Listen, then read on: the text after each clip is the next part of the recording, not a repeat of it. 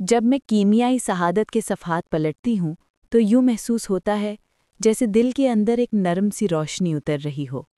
امام غزالی نے اس کتاب میں انسان کی اصل حقیقت اور اس کی روحانی پیاس کو جس انداز میں بیان کیا ہے وہ آج بھی دلوں کو چھو لیتا ہے۔ آپ نے بالکل درست کہا۔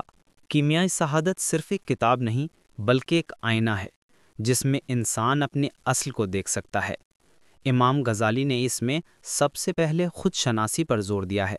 وہ فرماتے ہیں کہ جب تک انسان اپنی حقیقت کو نہیں پہچانتا وہ نہ خدا کو جان سکتا ہے نہ دنیا کی حقیقت کو سمجھ سکتا ہے۔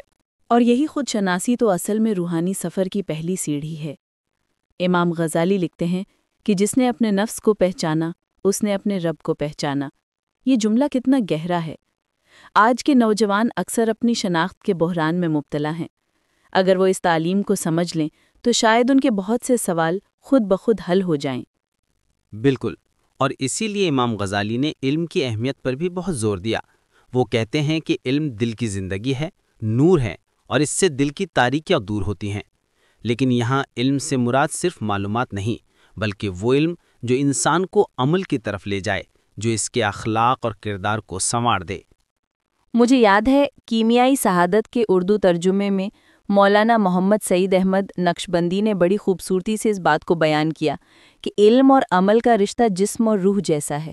اگر علم ہو اور عمل نہ ہو تو وہ علم بے جان ہے، اور اگر عمل ہو مگر علم نہ ہو تو وہ اندھا ہے۔ یہ بات آج کے تعلیمی نظام کے لیے بھی کتنی اہم ہے۔ ہم اکثر صرف ڈگریوں کے پیچھے بھاگتے ہیں مگر دل کی تربیت اور اخلاقی اصلاح کو نظر انداز کر دیتے ہیں۔ امام غزالی کی تعلیمات ہمیں یاد دلاتی ہیں کہ علم اور عمل کو یکجا کرنا ہی اصل کامیابی ہے۔ اور پھر دنیا کی حقیقت۔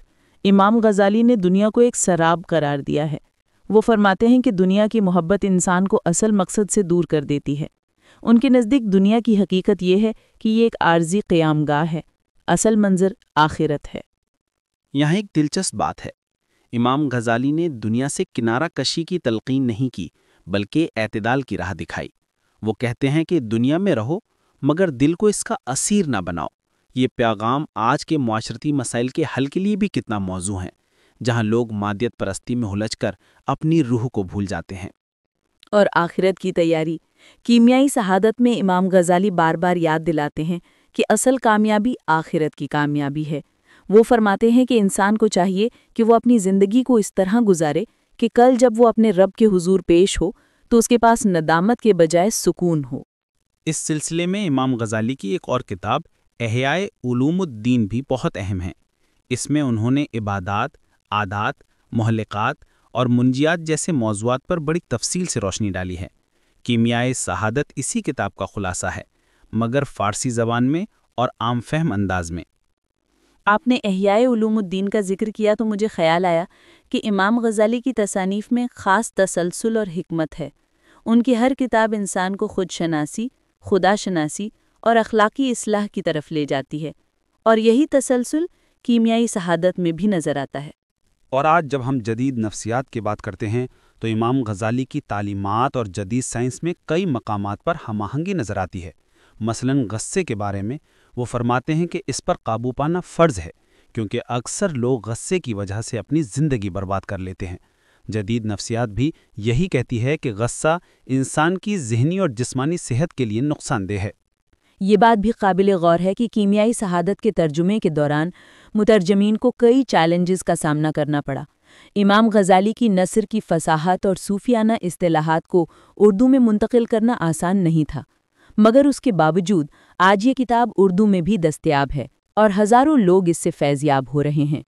اور اب تو اس کتاب پر مبنی لیکچرز اور آڈیو سیریز بھی دستیاب ہیں۔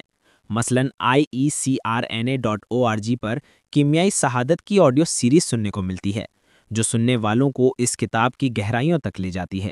اس کے علاوہ مختلف ادارے وقتاً فوقتاً اس پر ورکشاپس اور سیمینارز بھی منعقد کرتے ہیں۔ مجھے لگتا ہے کہ آج کے نوجوانوں کو امام غزالی کی تعلیمات سے جوڑنے کے لیے ہمیں ان کی حکمت کو جدید مثالوں کے ساتھ پیش کرنا ہوگا۔ اگر ہم ان کی باتوں کو سادہ اور عملی انداز میں بیان کریں تو نوجوان نسل نہ صرف ان تعلیمات کو سمجھے گی بلکہ اپنی زندگی میں بھی اپنائے گی۔ اس کے لیے تعلیمی نصاب میں اخلاقی تعلیم کی شمولیت، اساتذہ کی تربیت اور سوشل میڈیا کا مؤثر استعمال بہت ضروری ہے۔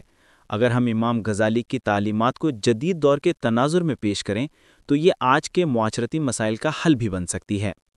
اور یہ بھی یاد رہے کہ امام غزالی کی تعلیمات صرف مسلمانوں کے لیے نہیں بلکہ پوری انسانیت کے لیے رہنمائی کا ذریعہ ہیں۔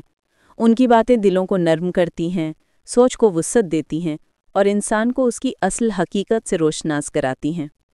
آپ نے خوب کہا، کیمیائے سعادت ایک ایسی کتاب ہے جو ہر دور میں زندہ ہے۔ اس کی تعلیمات آج بھی اتنی ہی تازہ ہیں جتنی 900 سال پہلے۔